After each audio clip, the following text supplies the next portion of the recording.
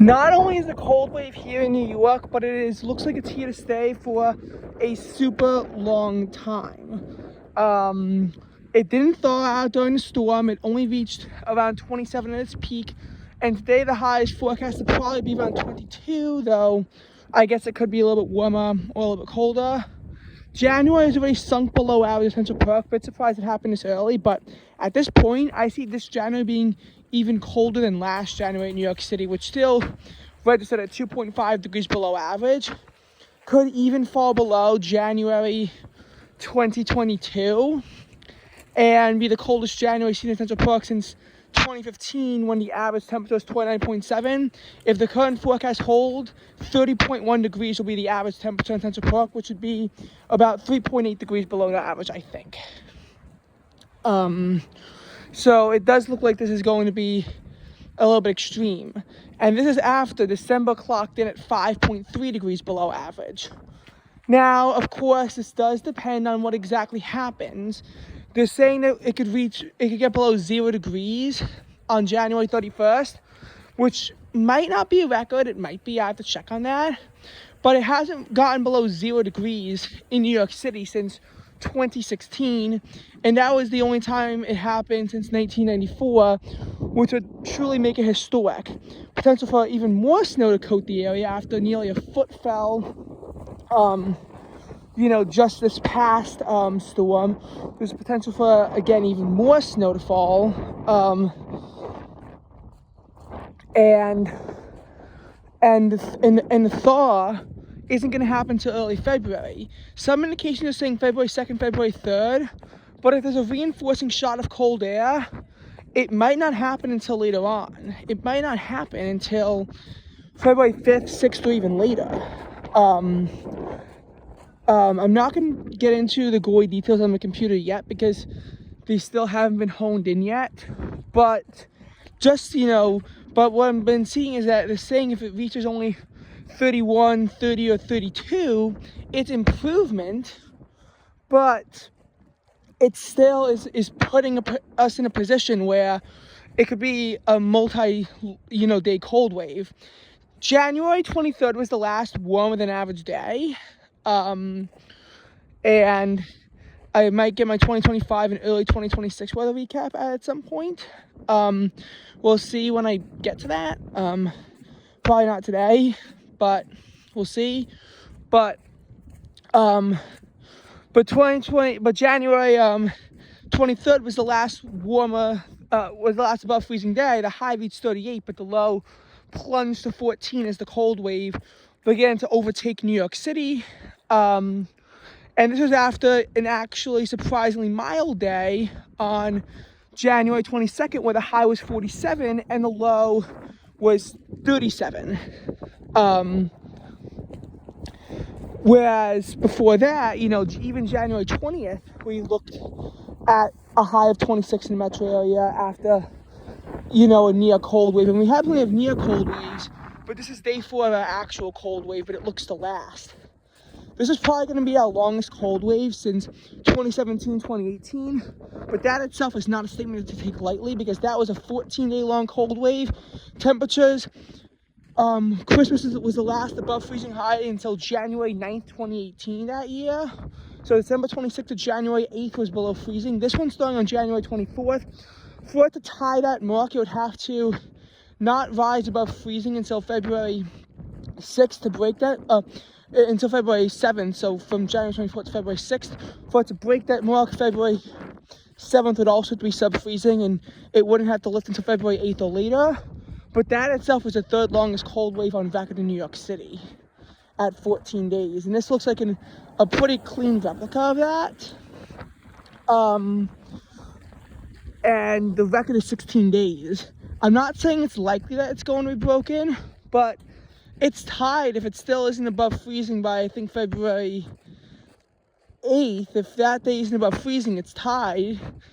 And if February 9th is still below freezing at the 17th day, it would break the record. And what would absolutely be one of New York City's most brutal cold waves on record. But first of all, there hasn't been a whole lot of warmth recently in New York City, so what happened to all of that? Well, there was some potential for near record highs in early October. Not saying that I'm not saying that there were any records at the check, but there was, I think, there have been records in some places in early October.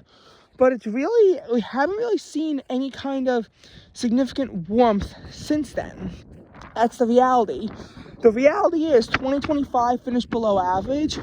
And while spring, summer, and fall all averaged above normal for New York City, winter 2024-25 and now 2025-26 are going to be below average. And yes, I am confident at this point in saying 2025-26 is colder than average. January looked like it might have been above average. It had, as it started off 3 degrees above average, yet likely will finish 3 degrees below average. Just to put into perspective how absolutely insane that is, that would require, what's happened, that would require January to wind up, having, that would require January to wind up having,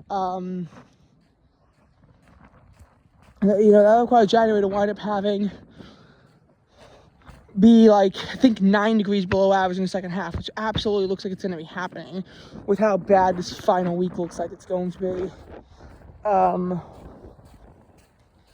So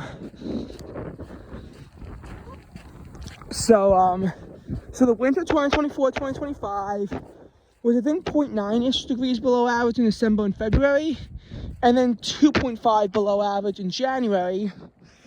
When you average all those numbers out, you get a winter that's about 1.5 degrees below average, I want to say.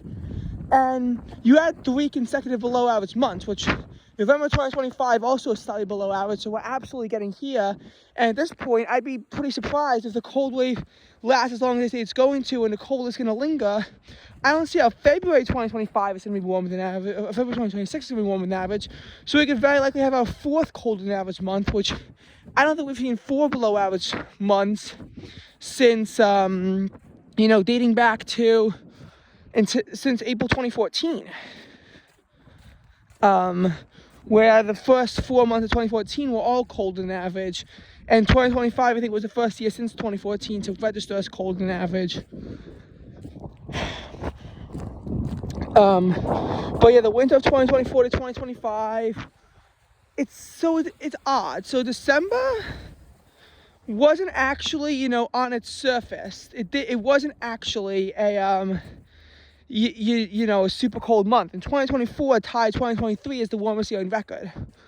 Now 2023 had a record warm January and overall one of the warmest winters on record, which was equally impressive considering that December 2022 actually finished below average as well. But 2023 was record warm, and obviously there were some colder than average months sprinkled in there. In 2023, November was registered colder than average. June registered colder than average. I think May also finished a bit below average as well in the temperature department. And so did August. So you had your cold months. But the thing is, none were that significantly below average. They were only slightly below average for the most part. And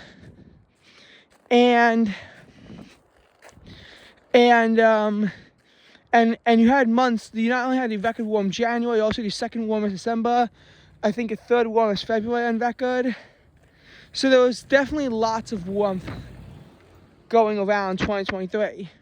2024 was a little bit different in that the warmth was more consistent. You did have a top 5 hottest June on record, which was definitely mildly unpleasant. November wound up being one of the warmest on record, and it even hit 80 degrees in New York City in November.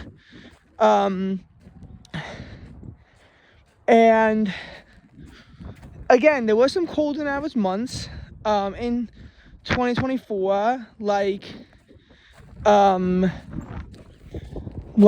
think April was colder than average in 2024. August was colder than Average. September too, but in December, but overall pretty pretty not awful. Given this 2025 was trending to be near normal anyway because of the split, and then December was 5.3 degrees colder than average. The most significant month warmer than average in 2025 was March at only 4.1 degrees above average. 2025 is also a dry year, and the dry conditions seem to mostly be holding into 2026, which is also not good. So when I think 4 consecutive months of cold than average temperatures, which is gross, just think that there's 8 drier than average months consecutively, which is even grosser. But the reality is when you look at the situation, it's not too hard to see why. In both January and December in 2025, there was not a single day with a low temperature above 40 degrees. In December, the warmest low temperature, if I recall correctly, was about 36 or 37 degrees. That's really cold.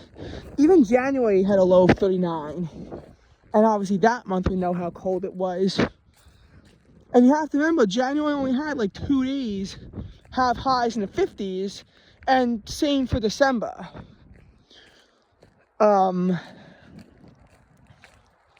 Now, February was trending to be similar. As a matter of fact, look at the warmest high temperature might have actually only been in the 40s. So February was trending to be even colder than it was. But then we saw the last like 4-ish days of the month have highs in the 50s and lows in the low 40s. So we saw that trend just kind of continue there.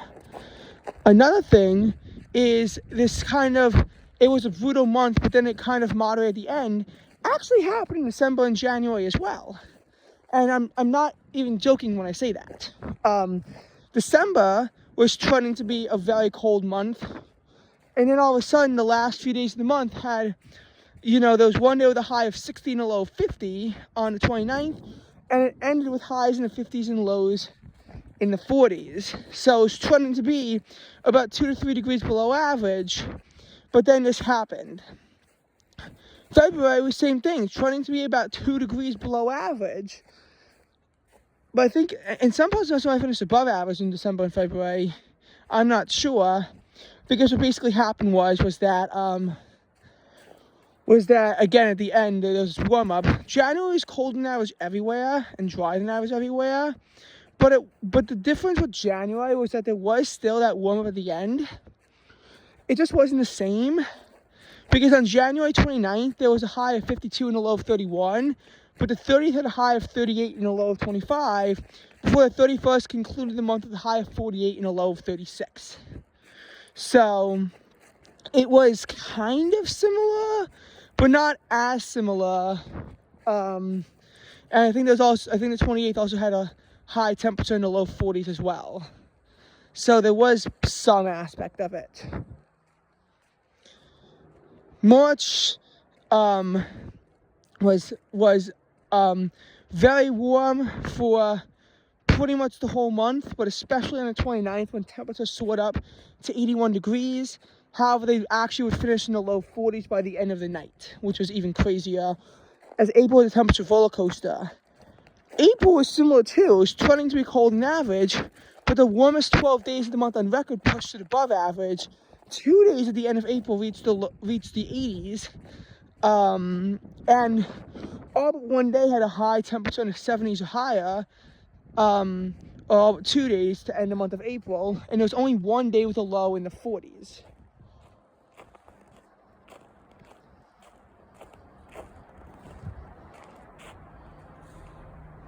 But what's even more ironic is that May was the opposite, trending to be above average with no lows in the 40s, for the first while, but the highest temperature in May at only 85 degrees, which is actually the warmest temperature in April in New York City too, is kind of what kept it close. And then 5 days in a row with lows in the 40s, including a record cold high of 51, is ultimately on May 22nd, which was ultimately, I think, what pushed it to be cold than average. June was actually similar. This is a theme of 2025, where months aren't quite as warm as they seem until the end. Because June was not really trending to be this warm month either, but then everyone remembers it for the heat wave at the end. But it started off with low temperatures around 50 and high temperatures only in the mid 60s. So definitely not that warm to start off. And yes, there was a period of warmer weather as temperatures in the highs climbed to the 80s for a bit, but it still wasn't, that much above average, especially after 4 days in a row with high temperatures stuck in the 60s. But what wound up happening to really push June to the warmer than average territory was 8 days in a row of highs in the 80s or higher. But not only that, one of the most brutal 3-day heat waves on record, as June 23rd to 25th, despite only being a 3-day heat wave, had an average high temperature of 97 degrees Fahrenheit and an average low of 80.3 degrees Fahrenheit. First low in the 80s in the cities in 5 years, and 81 on the low of 81 when it happened wound up tying the June record for the warmest June low temperature on record. And the highs set daily records. Some parts of the metro area set monthly records for the month of June, as the temperature soared up to 100 degrees in some areas. And then even then, it ends in a weird way as highs go back down to the 70s, just to then go back to the low 80s and then the upper 80s and low 90s as June ends. July, third time out of 4 months with the highs 80 or higher every single day. So that obviously pushed it above average, but again, to make things matters even worse, there was a brutal 3-day heat wave at the end of the month. Not quite as brutal, but temperatures still mid-90s. So it's still, overall, it was still pretty bad. But I think the ironic thing is that the coldest temperature of July happened right as the month was ending with a low of 65. Before that, it looked like the lowest temperature of the month was going to be 67. Although the high that day was still 89 degrees, so it wasn't like there's any kind of real coldness involved. Although August is quite different, as August finished over 2 degrees below average and kind of almost canceled out what the rest of the summer did, by the last 6 days failing to reach 80 degrees and the last 2 days having lows in the 50s after a 3-day period earlier in the month had lows in the 50s. So we saw near record cold conditions for August begin to take place at the end of the month, and it was more significant in 2025 than even in 2024 cold conditions in August. There were also only 3 days with high temperatures in the 90s all month. And then ironically, September is full of lows in the 60s. I think what's ironic is that the coldest temperature in August was like 57 or 58. And in September, the coldest temperature only drops to 56. This does put September above average, despite temperatures not rising above 86 the whole month. Meanwhile, for October, this is the last sense of warmth that people might actually remember, because early October in the city did see 4 days in a row of highs in the 80s, including one day with a high of, I think, 85 or 84, which probably was close to a record, probably was record-breaking in some areas.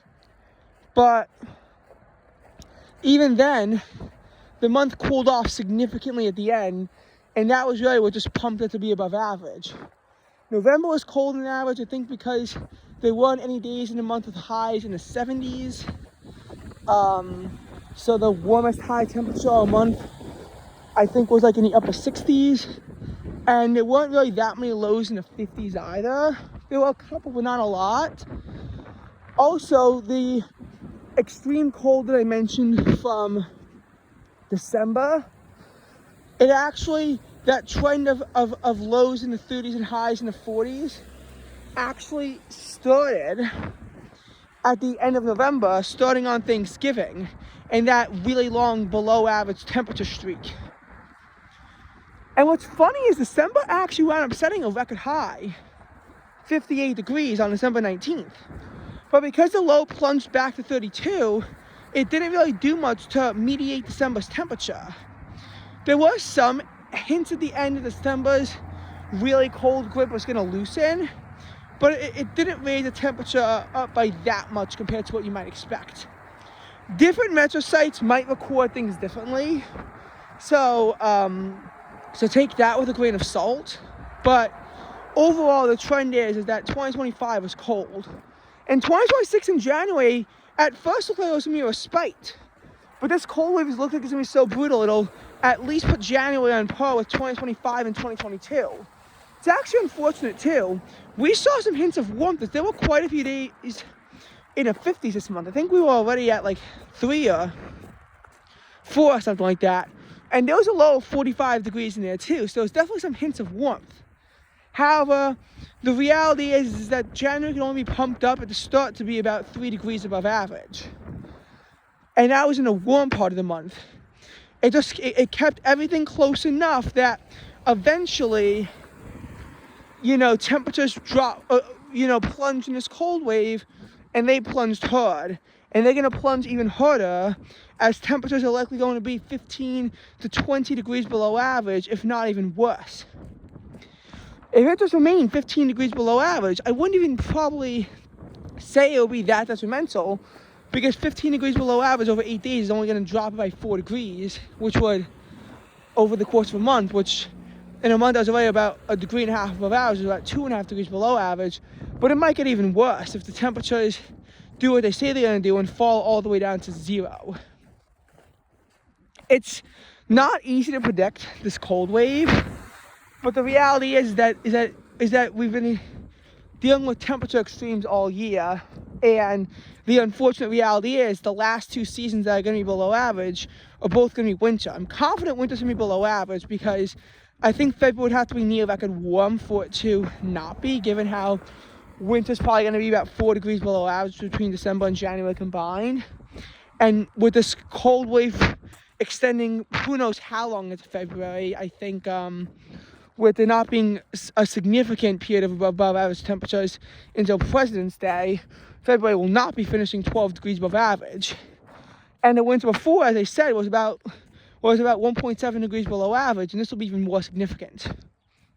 This compares to a spring that wound up finishing, I want to say, about 1.5 degrees above average, a summer that wound up finishing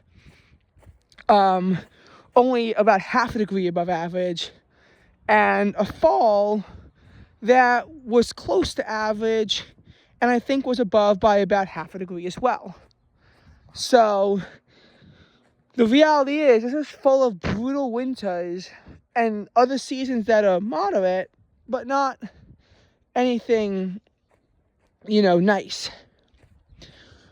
And this is going to be our second brutal winter in a row. The first time we had a pretty cold winter, and we and then had a colder than average year. The next year did feature, extreme warmth in the other parts of the month. We saw in 2015, obviously January was cold, March was very cold, and February was the third coldest on record. I don't know if we're going to get quite to that territory, but the idea of this record cold wave and it could help. The question is, how significantly does any kind of thaw occur? Because April was warmer than average, not by a lot. It wasn't really until May where 2015 began to pump in the heat, and even then it wasn't exactly a great thing. I mean, one of the warmest August on record, I think the warmest September on record, and also by far the warmest December on record. So I'm not saying that that kind of major heat being pumped in is necessarily going to be a good thing. The other thing that I wonder is 2020, is that 2015 was in that category, And in 2017, 2018, where after that long cold wave, there were some periods of warmth and some periods of cold with the warmest February on record. But obviously, the warmest February on record can't happen with how it's going to start out, seeing as we're probably going to start off with like 4 to 5 sub-freezing days. Though, you never know how significantly things can turn, but February's probably going to finish a degree or 2 below average. Could this signal March being above average? Or are we just going to be stuck in this, weird cold period where polar vortexes tend to stall over the East Coast? And those kinds of things, those kinds of patterns can really last for 6 months and possibly even longer, although at some point, just based on climatic averages, you're going to get to a point where it's going to be significantly warmer anyway.